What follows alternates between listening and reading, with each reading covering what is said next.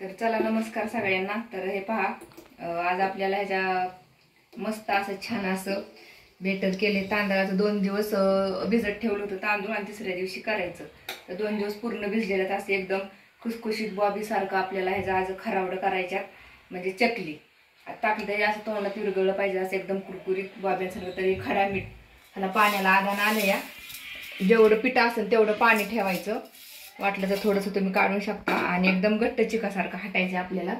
तर छान असं आदान आलं की मगच टाकायचं, आदान येऊन द्यायचं, मग लगेच पटकन मस्त हटायला येतं, चिकन लगेच बनतो। तर आता मस्तपैकी आता आपण हटून घेऊया। थोडं थोडं वतायचं, अशी धार टाकून थोडं थोडंसं हटत राहायचं। तर थोडं खडा मीठ टाकले ते विरघळते म्हणून 2 मिनिटं मी थांबते, बघा चिक कसं हटतंय ते। त्या बघायला कसं आदान आले। आता हे काय तांदळाचं असल्यामुळं काय लगेच काय ह्याला हे होत नाही, म्हणजे काय म्हणतात त्याला असं गिटुळ्या होत नाहीत।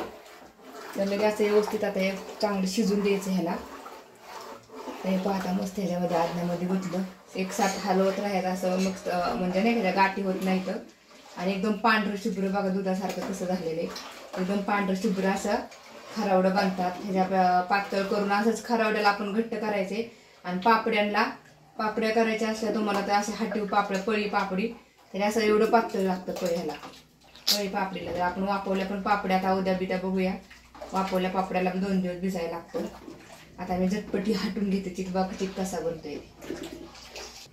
तर बघा कसा छानपैकी असा चिक शिजलाय आपला आता मस्त। हे बघा कसा घट्ट झाला उलताण्याने चांगला, मस्तपैकी असा झाकण ठेवलं होतं 5 मिनिटं बारीक गॅस करून।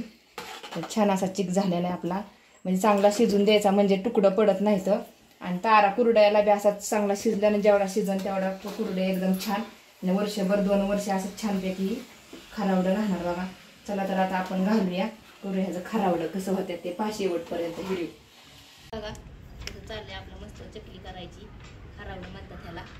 तर कसं मस्त छान दुधासारखं पांढरं शुभ्र एकदम झालं बघा। आणि तळल्यानंतर तुम्ही वाळल्यानंतर बघा हे कसं बॉबीसारखं उठतं। वर्षभर 2 वर्ष टिकून घेऊन नाही, उन्हाळा पण खूप कडक आहे, पटकन वाळते। ते चांगलं शिजलं की चांगलं हे होऊन जातं। तर चकली मी आणि थोडी दुसरी बी मी ह्याची बंगडीची पापडीची पण चकली आणली आहे, त्याला बी बघूया खरं राहणार कसं असं थोडंसं असं पट्टा बघूया कसं होतंय ती।